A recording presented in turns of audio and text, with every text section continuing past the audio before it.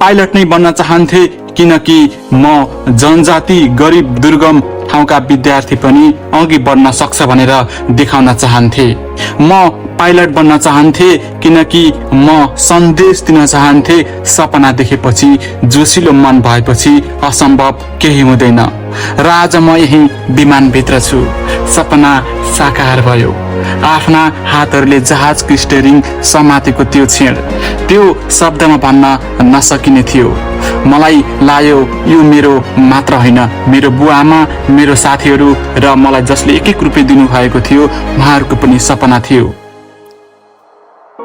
आज म यो ककपिट भित्र छु तर मेरो नजर तल छ मेरा नेपाली दाजुभाइ दिदीबहिनीहरूमा, किनकि कहिल्यै पनि म भुल्दिन मलाई यहाँसम्म पुर्याउन एक रुपियाँले मद्दत गरेको छ। यो उडान मेरो होइन, हाम्रो सबैको हो। हरेक जना नेपालीको सपना हो, किनकि मेहनत र धैर्यले गर्दा सपना साकार हुन्छ।